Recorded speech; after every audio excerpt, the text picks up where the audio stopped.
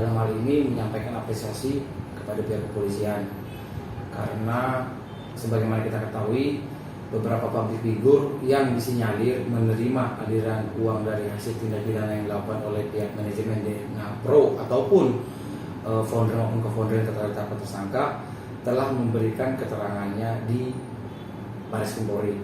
Dan dari beberapa public figure tersebut kami mendapat informasi termasuk Ivan Gunawan, Rizky Bilar dan Lesti Kejora telah mengembalikan uang yang telah mereka terima, begitu. Kemudian dari pemberitaan media juga kami mendapat informasi bahwa beberapa public figure lain juga akan bersedia mengembalikan kerugian korban atau fee yang mereka terima dari DNA Pro, begitu ya, termasuk Rosa, Noella, Elo, terus Firza. Dari kami sendiri selaku kuasa hukum, hemat kami yang mewakili para korban di DNA Pro, untuk beberapa artis atau public figure, uang yang mereka terima dari pihak DNA Pro tidak semata-mata hasil tindak pidana atau dapat dikaitkan kepada sebuah tindak pidana. Kenapa demikian? Karena ada beberapa perbuatan atau tindakan yang berbeda di antara mereka semua.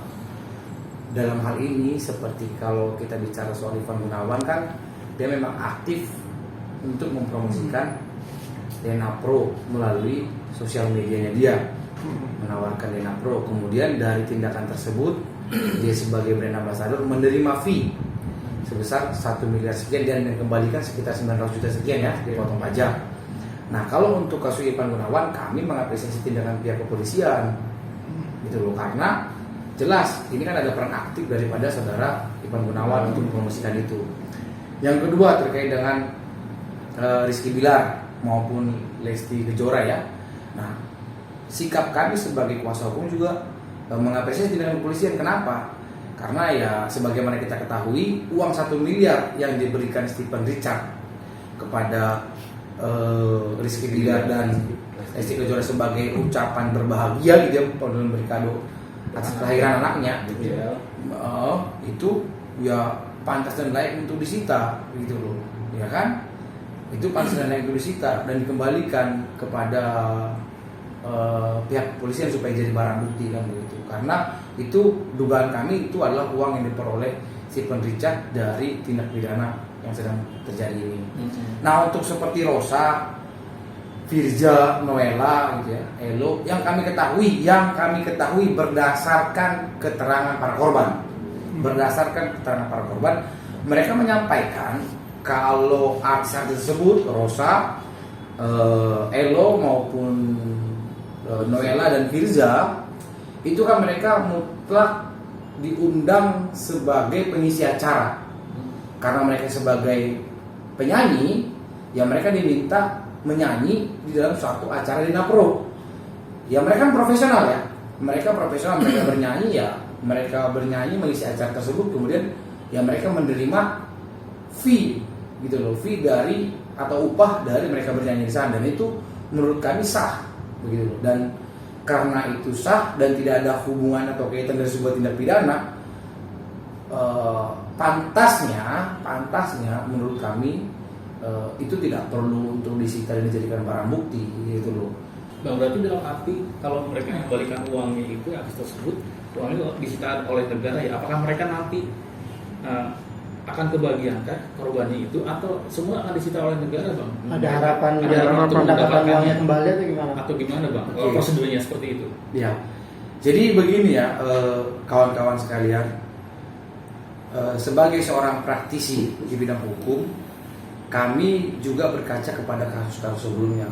Sebagaimana kita ketahui ada kasus First Travel, Pandawa ya, terus kalau tidak salah juga Ibu Surya. Jadi ada dari tindak pidana yang terjadi di dalam itu, di kasus-kasus itu kan banyak barang bukti yang disita. Namun kemudian di putusan ketika di persidangan ternyata di putusannya pengadilan atau majelis hakim menyatakan barang bukti yang disita dari para tersangka atau terdakwa tersebut disita dan dirampas oleh negara. Gitu. Ya memang benar terkait dengan barang bukti tersebut, ya majelis hakim yang punya kewenangan untuk memutuskan kemana itu barang bukti gitu loh. Nah, dalam konteks ini kami sebagai kuasa hukum dari korban Denapro, kami akan melakukan upaya langkah hukum supaya kejadian seperti di First Travel maupun di Pandawa maupun di Indosuria tidak terjadi. Kami berharap bahwa dari semua rangkaian tindakan penyitaan yang dilakukan oleh Baris Krim Polri yang kemudian nantinya dijadikan barang bukti dan akan dilimpahkan kepada pengadilan untuk disidangkan, kami berharap pihak penegak hukum dalam hal ini nantinya pengadilan atau majelis hakim yang memeriksa perkara ini berkenan memutus supaya barang bukti ini dikembalikan kepada yang berhak, dalam hal ini korban. Iya. Nah, dasar kami mengajukan upaya hukum itu adalah dengan merujuk pasal 98 KUHP sampai dengan 100 KUHP, di mana di sana ada kesempatan bagi kita yang sebagai korban apabila di dalam suatu dakwaan tersebut karena kita korban tidak pidana dapat mengajukan gugatan ganti rugi. Nah, di dalam pasal tersebut disebutnya penggabungan gugatan ganti kerugian. Saat ini awalnya kami menerima kuasa dari 412 korban. Kemudian kami mengajukan pengaduan laporan ke Baris Krim Polri. Nah, setelah itu ternyata banyak lagi korban-korban menghubungi kami menyampaikan supaya meminta kepada kami supaya mereka juga disampaikan bahwa mereka disebut sebagai korban, dan total untuk korban yang kita dampingi hari ini sudah sekitar 162 di luar 412 tadi.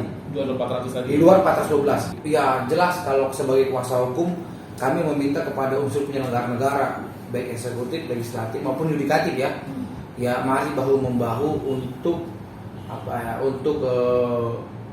memberikan perhatian kepada kasus ini karena korban di dalam kasus ini kan bukan sedikit. Korbannya banyak. Ya kan? Kerugian bervariatif ya. Kerugian masyarakat ada yang dari 9.900.000 sampai ada per orang 3 miliar. Nah, ini kan bukan kerugian yang cukup sedikit. Nah, dalam konteks ini kami juga memohon kepada pemerintah untuk memberikan atensi supaya hal-hal seperti ini tidak terulang kembali.